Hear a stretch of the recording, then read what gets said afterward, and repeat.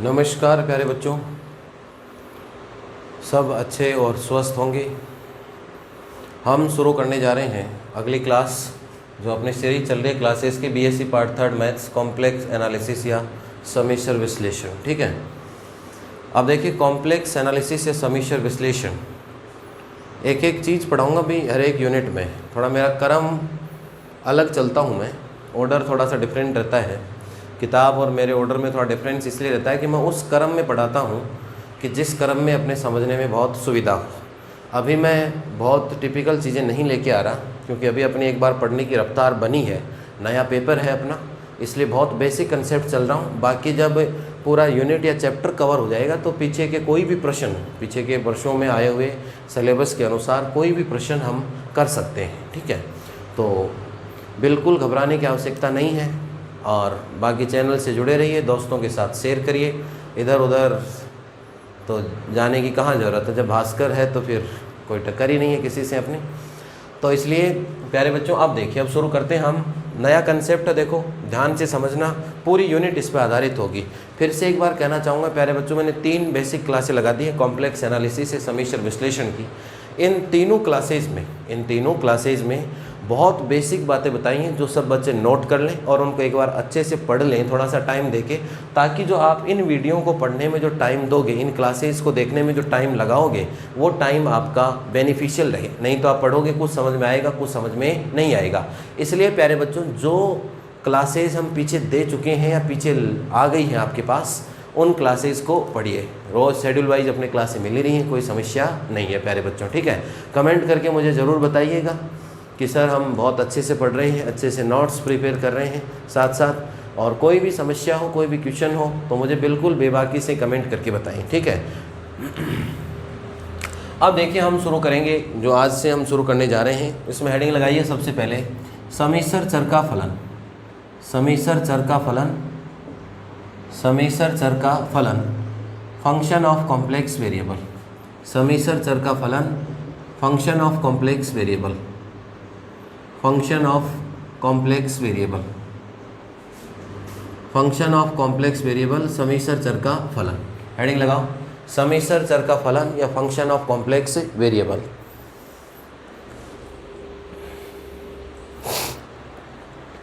अब देखिए, जैसे हम अभी तक जो पिछली क्लासों में जो बेसिक बातें पढ़ के आए हैं समीक्षर संख्या कॉम्प्लेक्स नंबर की, उसमें हम पढ़ के आए समीक्षर संख्या के बारे में। जितनी भी चीज़ें बताई मैंने वो किसके बारे में बताई, समीक्षर संख्या कॉम्प्लेक्स नंबर के बारे में बताई मैंने। अब देखिए कॉम्प्लेक्स नंबर से आगे बढ़ेंगे हम, और हम किसकी ओर बढ़ रहे हैं, फलन या फंक्शन की ओर बढ़ रहे हैं। फलन या किसकी ओर बढ़ रहे हैं, फंक्शन की ओर। तो फलन या फंक्शन जैसे हम मैथ्स में पहले पढ़ के आए हैं, जैसे फलन या फंक्शन हम पढ़ के आते थे y = कितना होता है fx, y = क्या पढ़ के आते हैं, फलन या फंक्शन बेसिक कितना तो पढ़ के आते हैं हम। वैसे ही यहाँ फलन या फंक्शन किसका होगा, समीक्षर या कॉम्प्लेक्स का होगा। यहाँ फलन या फंक्शन किसका होगा, समीक्षर या कॉम्प्लेक्स का। अब देखिए, जैसे संख्या होती है एक नॉर्मल, और एक कौन सी संख्या होती है, समीक्षर संख्या। एक कौन सी संख्या होती है, समीक्षर संख्या। तो संख्या और समीक्षर संख्या में यही होता है कि नॉर्मल संख्या में और समीक्षर संख्या में कौन सा भाग और होता है, उसके साथ काल्पनिक भाग और होता है, इमेजिनरी पार्ट जिसकी वैल्यू होती है। वैसे ही फलन या फंक्शन में भी, फंक्शन तो पहले वाले जैसे ही होंगे, लेकिन फलन या फंक्शन में 2 भाग होंगे आपके पास। एक फलन या फंक्शन वास्तविक भाग होगा और एक उस फलन या फंक्शन का कौन सा भाग होगा, काल्पनिक भाग या इमेजिनरी पार्ट होगा। ठीक है, अब यहाँ नॉर्मली फंक्शन जैसे y = fx लिखते हैं, वैसे ही w बराबर यहाँ फंक्शन क्या लिखा है मिलेगा आपको बुक्स में, fz। यहाँ w बराबर फंक्शन क्या मिलेगा, fz। w बराबर क्या मिलेगा, fz। यहाँ किसकी वैल्यू रखते थे प्यारे बच्चों, x की। x की वैल्यू रखने से किसकी वैल्यू आती थी, y की। यही तो होता है फंक्शन में। यहाँ वैल्यू किसकी रखी जाएंगी, z की। z की वैल्यू रखने से किसकी वैल्यू मिलेगी आपको, w की। z की वैल्यू रखने से किसकी वैल्यू मिलेगी आपको, w की। अब देखिए, जैसे मान लो एक फंक्शन लेके चला fz, जैसे e⁻z ले लिया मैंने, w = कितना ले लिया, e⁻z। अब आप कहोगे कि सर ये तो पहले वाला, ये नहीं भाई। z बराबर हम जानते हैं कितना होता है, x + i। z बराबर कितना होता है, z क्या चीज़ है, समीक्षर संख्या कॉम्प्लेक्स नंबर। अब देखिए ये हो गया e⁻x+ कितना हो गया, i। तो 2 चीज़ें हैं इसमें, नॉर्मल भाग भी है, सामान्य पार्ट भी है इसमें, और कौन सा भाग है, आयोटा वाला भाग भी है इसके अंदर। तो इसलिए ये वाला जो फंक्शन है वो कौन सा है, समीक्षर चर का फलन या फंक्शन ऑफ कॉम्प्लेक्स वेरिएबल। देखिए इसमें लिखा हुआ समीसर चर, ये जो चर होगा वो कौन सा होगा, समीसर या कॉम्प्लेक्स होगा। और समीसर या कॉम्प्लेक्स होगा इसका मतलब z इक्वल टू कितना होगा, x प्लस आयोटा y होगा। तो क्या कहेंगे प्यारे बच्चों, हम इसमें कहेंगे, पहले क्या कहते थे कि कोई भी एक फलन या फंक्शन जिसको हम y बराबर fx से लिखते हैं और जिसमें x के मान रखने से किसके मान आते हैं, y के। y का एक भी वैल्यू आ सकती है, y के दो भी आंसर आ सकते हैं। एक भी वैल्यू आ, जैसे y इज इक्वल टू आपके पास है कोई अंडर रूट x है, अब x की जगह आपने मान लो 4 रख दिया, तो 4 रख दिया, दो रिजल्ट आएंगे +-2, तो y की कितनी वैल्यू आ गई, दो भी आ सकती है। और कोई नॉर्मली सवाल था जैसे y is equal to x square plus 1, अब इसमें x की वैल्यू 2 रखी, 2 रखने से y 2 का स्क्वायर प्लस 1 कितना होगा आपके पास, 5 आएगा। तो y की कितनी वैल्यू आई, 1। तो पहले x की वैल्यू रखने से y के 1 या 1 से अधिक मान प्राप्त होते थे। वैसे यहाँ z का मान रखने से या z की वैल्यू रखने से w के 1 या 1 से अधिक मान प्राप्त होंगे। तो w बराबर fz को हम क्या कहते हैं, समीसर चर का फलन। w बराबर fz को हम क्या कहते हैं, समीसर चर का फलन, या फंक्शन ऑफ क्या कहते हैं इसको, कॉम्प्लेक्स वेरिएबल। w बराबर fz को हम क्या कहते हैं, समीसर चर का फलन या फंक्शन ऑफ कॉम्प्लेक्स वेरिएबल। ठीक है। z की वैल्यू कहीं से भी आ सकती है, z के लिए कोई भी क्षेत्र देगा या कोई भी डोमेन या कोई भी प्रांत दिया होगा, उसमें से कि ये भाग है, इसका कोई भी पॉइंट आप इसमें ले सकते हो z की जगह। भाई x की जगह भी तो देता है कई बार कि x n में से लेना है, x r में से लेना है, वैसे ही z के लिए भी कोई क्षेत्र होगा या कोई भी रीजन होगा जिसमें से z के मान लेने हैं। और z के मान रखने से w या fz में यहाँ रखने से w के 1 या 1 से अधिक मान प्राप्त हों, तो w बराबर fz कौन सा फलन कहलाता है, समीसर चर का फलन। समझ में आया होगा। अब देखो एक बार परिभाषा डेफिनेशन लिखो, मैं लिखवा रहा हूँ, उसके बाद में मैं दोबारा उदाहरण लूँगा। उदाहरण लेने के बाद इसको और लिखना सीखेंगे कैसे लिखते हैं, और ये बहुत इंपॉर्टेंट है, काम आने वाली चीज़ है पूरी बुक में। समीसर चर का फलन ही काम आएगा बच्चों। समीसर संख्या तो छोटी क्लासों में पढ़ के आ जाते हैं हम, लेकिन वो बेसिक बातें जानना ज़रूरी है, इसलिए हमने पिछली क्लासें लगाई थी। और अब हम जो बात करेंगे वो किसकी बात करेंगे, समीसर चर के फलन की बात करेंगे। तो देखिए कोई भी z के मान रखेंगे और z के मान रखने से fz के में वैल्यू रखी जाएगी, और वैल्यू रखने से किसकी वैल्यू प्राप्त होंगी आपके पास, w की। तो देखिए किसी दिए गए क्षेत्र, किसी दिए गए क्षेत्र या प्रांत, किसी दिए गए क्षेत्र या प्रांत d, किसी दिए गए क्षेत्र या प्रांत d, किसी दिए गए क्षेत्र या प्रांत d के प्रत्येक z के मान के लिए, d के प्रत्येक या z के प्रत्येक मान के लिए, d के z के प्रत्येक मान के लिए, z के प्रत्येक मान के लिए किसी दिए गए क्षेत्र या प्रांत d, कोई भी अपने पास क्षेत्र रहेगा, इस क्षेत्र के अंदर में से कोई भी पॉइंट या वैल्यू ले लेंगे जो किसकी वैल्यू हो जाएगी आपके पास z की। तो किसी दिए गए क्षेत्र प्रांत d में z के प्रत्येक मान के लिए, z के प्रत्येक मान के लिए w के, z के प्रत्येक मान के लिए w के 1 या 1 से अधिक, z के प्रत्येक मान के लिए w के 1 या 1 से अधिक, 1 या 1 से अधिक, 1 या 1 से अधिक, 1 या 1 से अधिक मान प्राप्त हो, 1 या 1 से अधिक मान प्राप्त हो, तो 1 या 1 से अधिक मान प्राप्त हो तो w को z का, तो w को z का समीसर फलन या समीसर चर का फलन कहते हैं। तो w को z का, तो w को z का समीसर फलन कहते हैं। तो w को z का समीसर फलन कहते हैं, समीसर फलन कहते हैं। एक बार इतना नोट करो मेरे बच्चों। इसके बाद देखिए इंग्लिश में लिखवाता हूँ अभी मैं, लिखिए इसमें, in any given domain, in any given domain D, in any given domain D, in any given domain D, in any given domain D, for every value of z, for every value of z, in any given domain D, for every value of z, w consists one or more than values, w consists one or more than one values, z comma w consists one or more than one values, then w is called complex function of z, then w is called complex function of z, then w is called complex function of z. अब इसको लिखें कैसे, इसे w equal to F Z द्वारा व्यक्त करते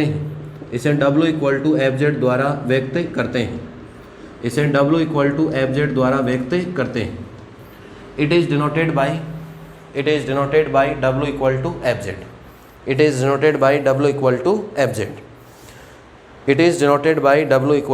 F Z, ठीक है।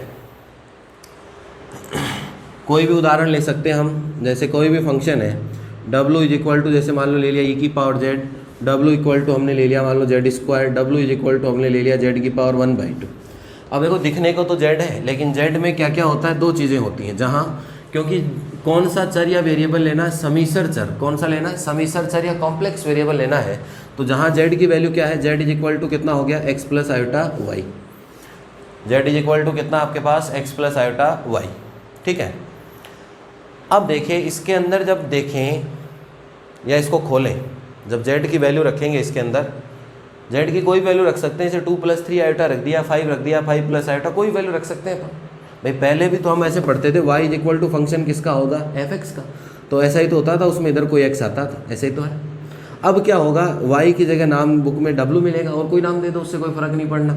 यहाँ फंक्शन x का न होके किसका होगा, z का, और z कौन सी चीज़ होनी चाहिए, समीसर वाला होना चाहिए z, तब जाके वो क्या बनेगा, समीसर फलन, या क्या बनेगा, कॉम्प्लेक्स फंक्शन। और समीसर वो होता है जिसमें दो भाग होते हैं, एक बिना आयोटा वाला और एक कौन सा, आयोटा वाला, वास्तविक भाग और कौन सा होगा, काल्पनिक भाग, इमेजिनरी पार्ट, और क्या होना चाहिए, रियल पार्ट होना चाहिए उसके अंदर। अब जैसे देखो क्या होगा, जैसे कोई सवाल है, जैसे दूसरा उदाहरण लेके चले अपन, जैसे मान लो ये दिया हुआ है कोई w इज इक्वल टू, कोई भी फंक्शन है अपने पास, अब उस फंक्शन को हमने z की जगह x प्लस आयोटा वाई रख लिया, और उसको सोल्व किया तो मान लो ऐसा हो गया x square Y square plus iota को ये हो गया x माइनस वाई, ठीक है। भाई इसमें भी तो जैसे रखेंगे तो x प्लस आयोटा वाई रखेंगे z की जगह, स्क्वायर करके खोलेंगे तो कुछ बनेगा, कोई भी बन सकता है। अब मान लो ये बन गया आपके पास, अब साफ साफ दिखेगा फंक्शन तो वही है, किसका फंक्शन है, x का और y का, लेकिन इसमें दो भाग हैं, एक वास्तविक भाग और एक क्या होता है, काल्पनिक भाग। ये तो वास्तविक है और ये कौन सा है, काल्पनिक। लेकिन पहले तो हम जो भी पढ़ के आए थे वो तो संख्या पढ़ के आए थे, ऐसे z बराबर 2 + 3 आयोटा, तो संख्या में तो दो भाग होते हैं, वास्तविक और काल्पनिक। अब संख्या की बात नहीं हो रही, बात किसकी हो रही है, फलन की। तो फलन के ही दो भाग होंगे, ये एक फलन होगा और एक ये फलन होगा। ये फलन का वास्तविक भाग हो गया, ये फलन का कौन सा भाग हो गया, काल्पनिक भाग हो गया, ठीक है प्यारे बच्चों। तो ये है कंसेप्ट किसका, समीसर चर के फलन का। अब इसके अंदर हम वैल्यू रख दें तो हम इसको लिख सकते हैं, देखो कैसे लिखें,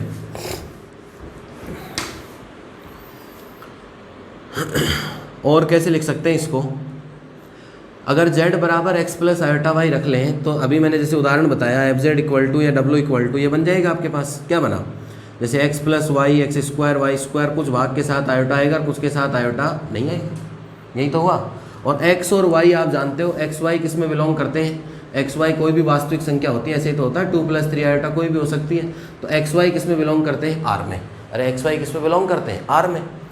अब यहाँ से देखिए इसके दो नाम देंगे, बार बार ये कहेंगे क्या कि बिना आयोटा वाला और आयोटा वाला, ये नहीं कहेंगे, इसलिए हम इस फंक्शन को नाम देते हैं, इस फंक्शन को हम नाम देते हैं वास्तविक या काल्पनिक रूप में। अगर देखें तो फंक्शन को हम लिखते हैं कि एक तो वो भाग जिसके साथ आयोटा नहीं हो, तो जिसके साथ आयोटा नहीं हो उसको तो कहते हैं u(x, y), और जिसके साथ आयोटा होता है उस फंक्शन का नाम मोस्टली पूरी बुक में क्या मिलेगा, v(x, y), या इसको ऐसे भी लिख सकते हैं फंक्शन को, फिर F Z is equal to क्या लिखा जा सकता है, u प्लस आयोटा v, क्योंकि बार बार बताने की ज़रूरत नहीं है आपको कि u किसका फंक्शन है, xy का, v भी किसका फंक्शन है, xy का, हमेशा ही xy का होना है। अरे भाई z बराबर कितना लेके चल रहे हैं, x प्लस आयोटा भाई, तो इसलिए आप तो ये याद रखो कि समीसर चर का फलन या समीसर फलन या कॉम्प्लेक्स वेरिएबल, समीसर चर का फलन या समीसर फलन या किसकी बात कर रहा हूँ, कॉम्प्लेक्स वेरिएबल की बात कर रहा हूँ। तो कॉम्प्लेक्स वेरिएबल का मतलब कि, और कॉम्प्लेक्स वेरिएबल में किसकी बात कर रहा हूँ, फंक्शन की। तो एक ऐसा फंक्शन तो आप जानते ही हो पहले से, एक ऐसा फंक्शन जिसके अंदर समीसर रूप हो। अब समीसर का मतलब क्या हो, उसके अंदर एक भाग तो बिना आयोटा का हो और एक भाग किसका हो, आयोटा का हो। तो ये हो गया आपके पास एफ जेड इक्वल टू कितना हो गया, u(x, y) प्लस आयोटा कितना हुआ, v(x, y) हो गया आपके पास। और यहाँ लिख दीजिए, इधर लिख दीजिए चाहे यहाँ लिख दीजिए कि x, y बिलोंग्स टू क्या होते हैं, R। अब बार बार ये पढ़ने की ज़रूरत नहीं। अब देखो मैं जब भी कहूँगा कि यू बताओ सवाल में, तो यू बताने का मतलब आपको सवाल में क्या करना है, बिना आयोटा वाला बताना है। जब भी कहूँ कि वी बताओ बच्चों, वी एक्स वाई बताओ, काम में लेंगे आगे कैलकुलेशन में, तो आपको कौन सा भाग बताना, आयोटा के साथ वाला वी एक्स वाई बताना है।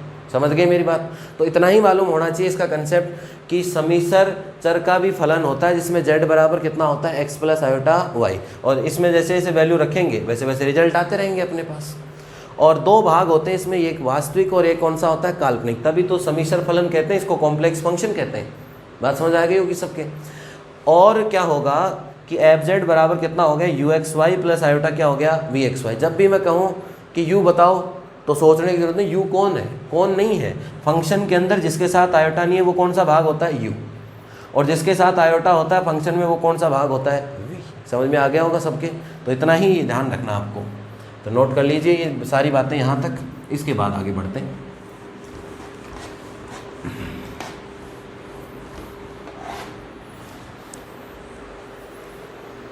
और कमेंट करके बताइए मुझे कि समझ में आया कि नहीं आया सारी चीज़ें। F Z equal to U X Y plus iota कितना हो गया आपके पास, वी एक्स वाई। ठीक है, दो पार्ट होंगे फंक्शन के, नहीं है तो हम जेड की जगह एक्स प्लस आयोटा वाई लिख के अलग अलग कर लेंगे, और बिना आयोटा वाला भाग यू और आयोटा वाला भाग कौन सा होता है, वी। ठीक है बच्चों, अब देखिए आगे बढ़ते हैं।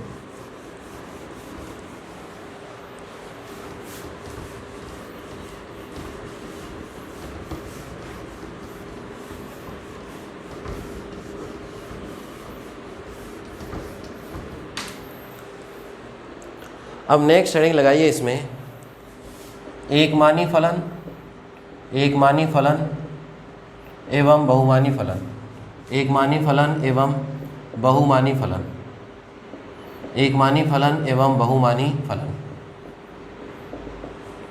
Single valued function, single valued function,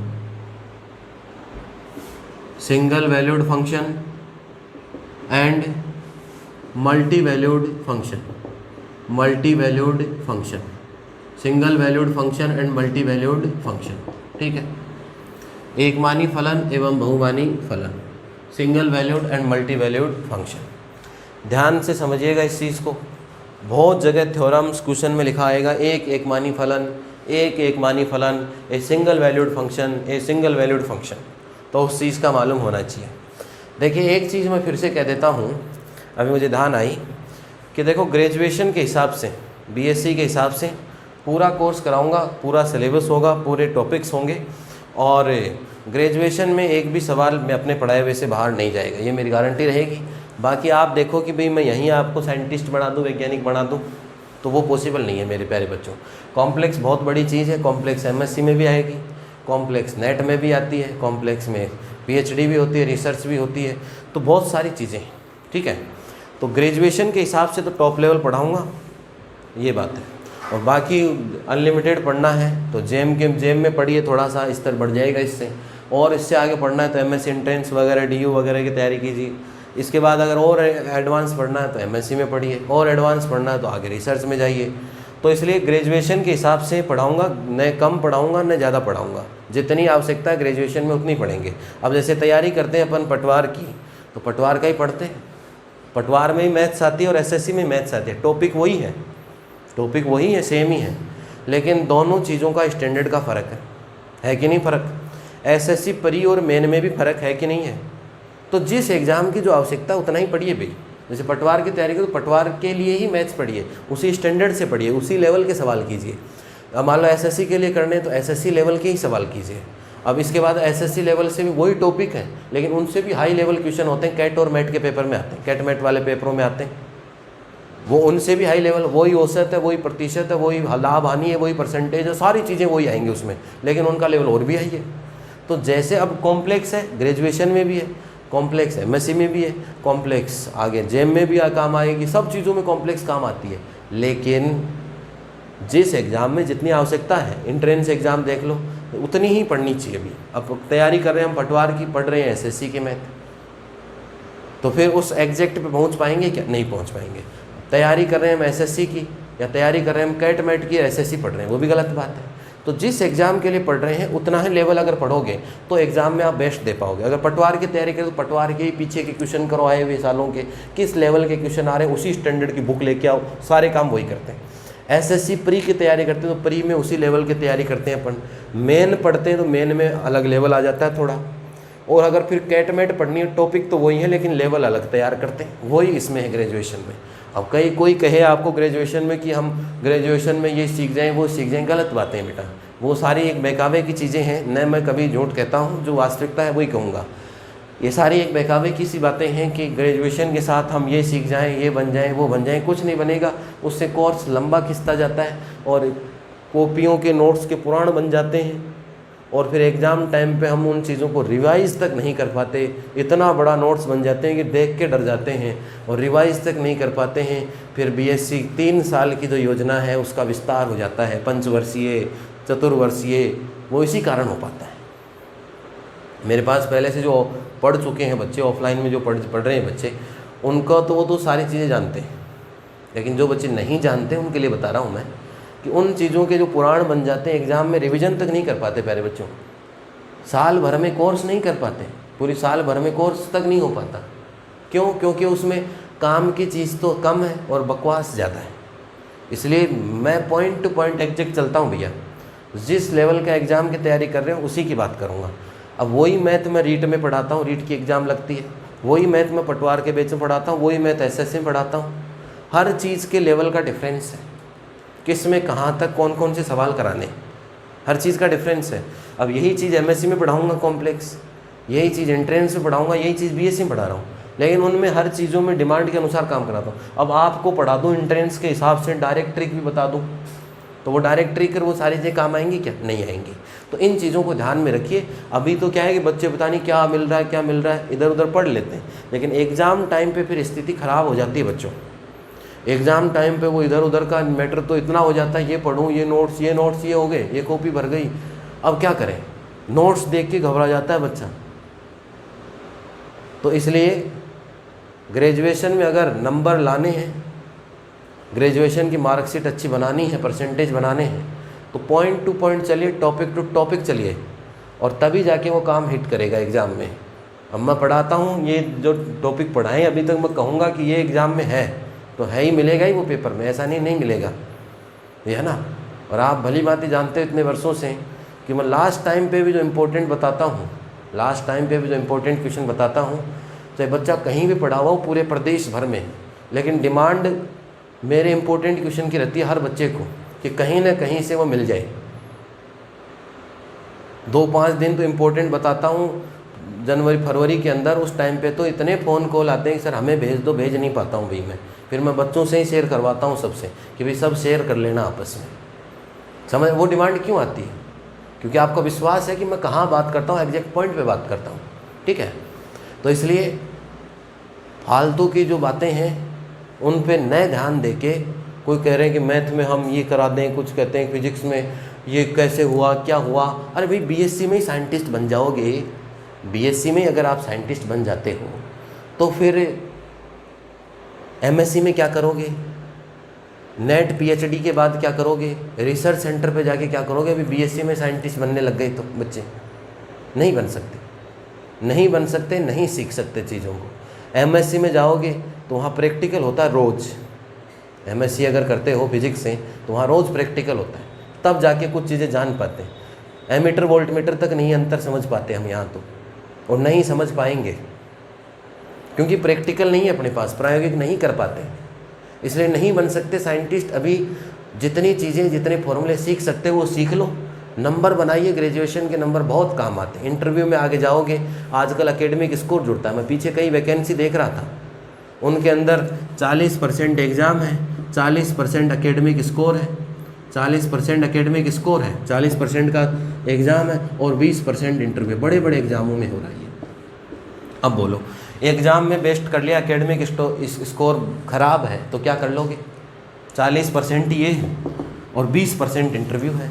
interview वाला भी इन्हीं को खोल के देखेगा कि यहाँ क्या हो, आप देखेगा नहीं देखेगा। इसलिए बच्चों नहीं बन सकते बीएससी में, झूठे झूठे वादे मैं नहीं करता, वास्तव में एग्जैक्ट बात करता हूँ। फिजिक्स में ही मैं पिछले सालों से पढ़ा रहा हूँ, पढ़े हुए बच्चे से कमेंट करके बता देना कि जो मैं बताता हूँ पूरी साल भर की तो छोड़ो, लास्ट में जो 5 दिन में बताता हूँ, 1 दिन में बताता हूँ, उनमें से भी अगर 80-90% पेपर नहीं आता तो मैं यहीं हूँ। इसलिए नहीं बन सकते बच्चों साइंटिस्ट हम 1 दिन में बन जाएं, लोगों को ज़िंदगी खप जाती है इस कामों में। हम देखें कि हम जैसे अब क्वांटम फिजिक्स चल रही है, फिजिक्स में, मैथ्स में कॉम्प्लेक्स चल रही है, इनमें पता नहीं हम क्या कर लें, कुछ नहीं कर पाएंगे। यहाँ पॉइंट टू पॉइंट चलिए, बेसिक चीज़ें सीखते चलिए। अभी समीसर संख्या मालूम नहीं हमें, अरे समीसर संख्या मालूम नहीं हमें, कॉम्प्लेक्स नंबर अब सीखा हमने, तो क्या कर लेंगे इसके अंदर, कुछ नहीं कर पाएंगे। धीरे पहले बीएससी में थोड़ा सीखे, एमएससी में सीखे, नेट पीएचडी की तैयारी करी, वहाँ किया, तो इन सारी चीज़ों में सीख पाएंगे, ठीक है ना। और अगर अभी कुछ ज्ञान की बातें ले भी ली तो फिर वो मैटर ज़्यादा हो जाएगा, तो बीएससी का एकेडमिक स्कोर खराब हो जाएगा अपना। और अभी सीखी हुई जो बातें अगर आपने सीख ली, वो बातें नेट में काम आएंगी आपके 4 साल बाद में। तो अब सीखी बातें 4 साल बाद क्या करोगे, भूल जाओगे, 4 दिन पहले की याद नहीं है तुम्हें। तो इसलिए बच्चों जितनी आवश्यकता है उसी चीज़ पे फोकस कीजिए, और मैं हमेशा पॉइंट टू पॉइंट चलता हूँ। ये अब देखो आते हैं अपने टॉपिक पे। कुछ बेसिक बातें बताई हैं मैंने, कुछ बच्चों के मन में प्रश्न रह जाता है, और बाकी जब मैं चैप्टर पूरा होगा, कोई भी यूनिट या चैप्टर पूरा होता है, हमेशा उस चैप्टर का एक एक पहले दिन से लेकर लास्ट टॉपिक तक डिस्क्राइब करता हूँ कि ये टॉपिक में से इतने का क्वेश्चन आ सकता है, इसमें से छोटा आएगा, ये बड़ा आएगा, ये एग्जाम्पल आएगा, ये अनसोल्ड आ सकता है, यहाँ फिजिक्स में से बड़ा डेरिवेशन बनेगा, यहाँ न्यूमेरिकल। यूनिट पूरी होने के बाद पूरी यूनिट का डिस्क्रिप्शन बताता हूँ मैं लास्ट में। जो पहले से पढ़े हुए बच्चे वो जानते हैं, जिसको कहता हूँ मैं हिसाब किताब ले लो भैया अपने यूनिट का, ठीक है ना। तो इसलिए बच्चों पढ़िए मन लगा के। बाकी मैं हूँ, ऐसा ही नहीं है कि भाई मैंने गोल्ड मेडलिस्ट यूनिवर्सिटी टॉप किया है, तो वो ऐसे नहीं हुआ है कि हवाई में टॉप कर लिया और कोई राजस्थान में नहीं मिला आपको। हवाई में टॉप नहीं होता बच्चों, उसमें बहुत सारी टेक्निक्स होती हैं कि क्या पढ़ना है, क्या छोड़ना है, पहली चीज़ कैसे पढ़ना है, कहाँ पढ़ना है, दूसरी चीज़ कैसे लिखना है और कैसे याद करना है, और कब किस चीज़ को पढ़ना है। बहुत सारी चीज़ें हैं। कभी एक स्ट्रेटजी क्लास और लगाऊंगा जिसमें और समझिएगा बच्चों, तब जाके बीएससी में अच्छा स्कोर कर पाते हैं बच्चे। साल भर बढ़ते हैं, 60 65% आते हैं। नहीं भी ऐसा है ही नहीं, पढ़ने का तरीका गलत है। पहली बात, पढ़ने वाली जगह गलत पढ़ रहे हो, मैटर गलत मिल रहा है आपको, या तो मैटर ज़्यादा मिल रहा है या कम मिल रहा है। मैटर मिलना चाहिए एग्जैक्ट अपने सिलेबस के अनुसार, तब चीज़ें बहुत बेहतर बनती हैं। अब देखिए प्यारे बच्चों, एकमानी तथा बहुमानी फलन। देखो मेरा ये कंसेप्ट है कि कोई भी परिभाषा लिखनी है, चाहे फिजिक्स हो चाहे मैथ्स हो, परिभाषा डेफिनेशन से पहले उसका क्या देखो, एग्जाम्पल समझ लो, और एग्जाम्पल को अपनी भाषा में क्या बना लो, परिभाषा। एग्जाम्पल को अपनी भाषा में क्या बना लो, परिभाषा। जब तक अपनी लैंग्वेज नहीं लिखना सीखोगे बच्चों, नंबर नहीं आएंगे। रटाया काम, 1 लाइन 2 लाइन, एक शब्द भी अगर गायब हो जाता है तो साफ, वो आगे क्या करें। इसलिए पहले समझिए और उसके बाद लैंग्वेज। बाकी तो मैं लिखवा ही रहा हूँ भाई, जो नहीं लिख पाता है वो तो लिख लीजिए। और एग्जाम में जरूरी नहीं जो मैंने शब्द लिखे हैं वही सब लिखें, चीज़ का मीनिंग वही होना चाहिए, बाकी अपनी लैंग्वेज लिखिए। टीचर को भी अच्छा लगता है, जो कॉपी चेक करता है उसको भी अच्छा लगता है। अब देखिए यहाँ से प्यारे बच्चों हम बात करते हैं एकमानी एवं बहुमानी फलन, single valued and multi valued function. जैसे ये फंक्शन है w = e⁻z, और एक फंक्शन है मेरे पास w = z⁻1/2। अब मान लो z की जगह, z तो कोई भी संख्या हो सकती है, जैसे ये भी z है। कैसे z है ये, इसके ऐसे लिख सकते हैं i/0 समीसर संख्या। अब जैसे z की जगह मान लो मैं ये रखूँ 5, तो e⁻5 की जब वैल्यू निकालते हैं कैलकुलेटर से तो एक रिजल्ट आएगा और वो w की वैल्यू आ जाएगी। तो z की हमने वैल्यू या मान कितने रखी, एक नहीं, वैसे तो 5 रखा, लेकिन कितनी वैल्यू रखी, 1 ही रखी। तो w का आंसर भी कितना आया, 1 ही आया। अरे वैसे तो 5 है, लेकिन वैसे देखा जाए तो 1 ही तो वैल्यू है ये, और w के भी आंसर कितने आए, 1 ही तो आया। कितना भी आए उससे कोई मतलब नहीं है। तो ये वाले जो फलन जिनके अंदर z के एक मान के लिए w का भी कितना मान आए, 1 ही मान आए, उसे हम कौन सा फलन कहते हैं, एकमानी। अगर जिसके दिमाग में एग्जाम्पल चल रहा है वो आराम से परिभाषा लिख सकता है कि z का अगर 1 ही मान रखूँ, w का 1 ही आंसर आए, या 1 ही मान या 1 ही वैल्यू मिले, तो वो कौन सा फंक्शन होगा मेरे प्यारे बच्चों, एकमानी फलन या सिंगल वैल्यूड फंक्शन। एकमानी फलन या क्या होगा आपके पास, सिंगल वैल्यूड फंक्शन हो जाएगा। इसके अंदर जैसे मैं z की जगह भाई z बराबर ऐसे मान लो ये ले लिया 4 को ऐसे लिखते हैं 4 + i/0, वैल्यू तो 4 ही है। 4 की पावर 1/2 अंडर रूट में 2 रिजल्ट आते हैं, +-2 आते नहीं आते। तो z की जगह तो 1 ही वैल्यू रखी थी, लेकिन w के कितने आंसर आ गए, 2 आंसर आ गए, एक +2 और एक कितना आ गया, -2। अरे भाई z की तो 1 ही वैल्यू रखी थी, लेकिन w के 1 से ज़्यादा आंसर आ गए आपके पास, तो ये फंक्शन कौन सा कहलाता है, बहुमानी फलन या मल्टी वैल्यूड फंक्शन। मेरे हिसाब से इस चीज़ में या इस टॉपिक में किसी बच्चे की कोई समस्या नहीं होनी चाहिए। अभी थ्योरी लिखेंगे, हर एक का अलग अलग एग्जाम्पल और भी बहुत सारे उदाहरण हैं, वो उदाहरण लिखेंगे, लेकिन कंसेप्ट ये रखा करो मेरे प्यारे बच्चों, पहले उदाहरण समझ लो। उदाहरण अगर दिमाग में घूमता है तो फिर उदाहरण से हम कभी भी किसी भी चीज़ की डेफिनेशन बना सकते हैं। मैथ्स में तो फिर भी मान लो कम आवश्यकता होती है परिभाषाओं की, लेकिन समझने की ज़रूरत होती है, फिजिक्स में बहुत ज़रूरत होती है। तो फिजिक्स में भी ऐसा ही करते हैं अपन कि जिसमें एक एग्जाम्पल लें और एग्जाम्पल से क्या बनाएं, परिभाषा या डेफिनेशन, जिससे कि रटने की कोई आवश्यकता नहीं पड़े।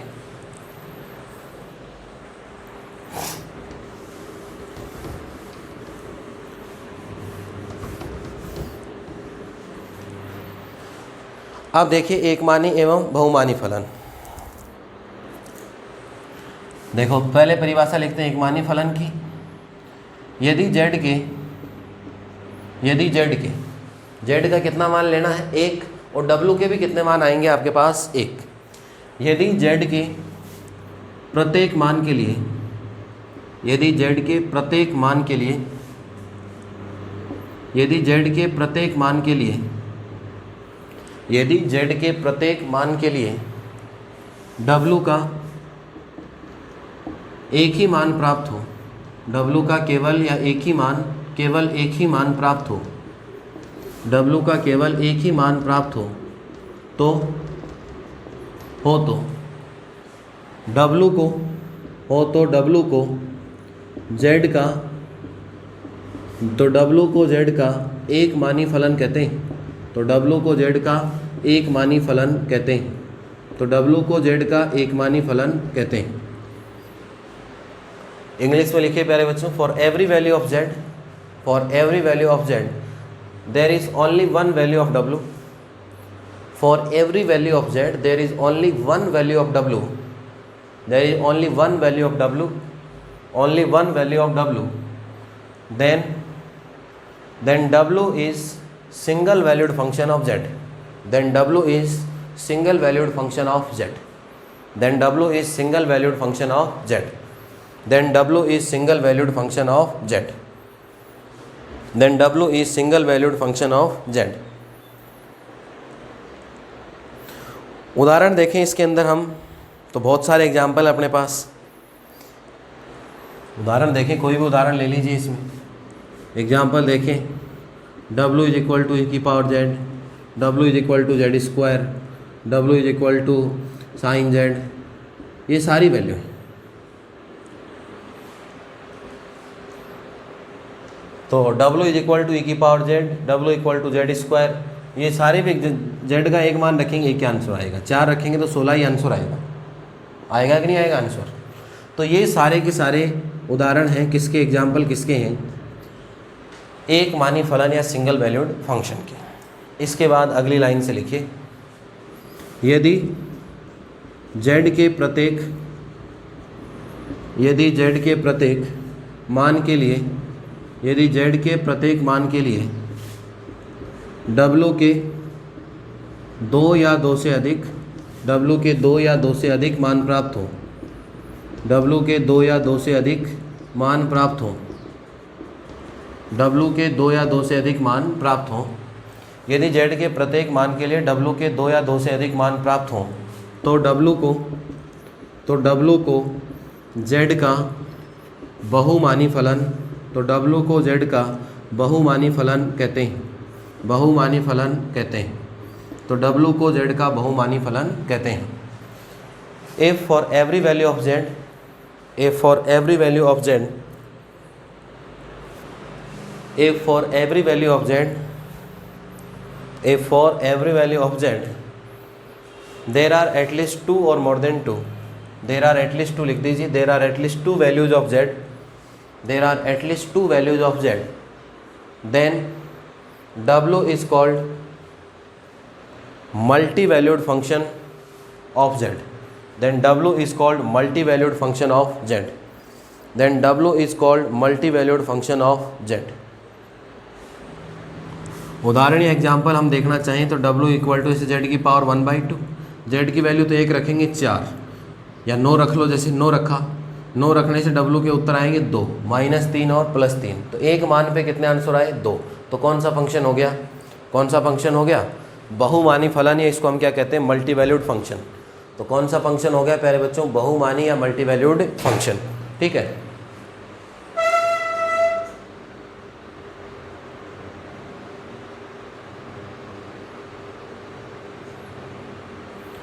अब देखिए इसके अंदर हम बात करें, इसके अंदर अगर हम बात करें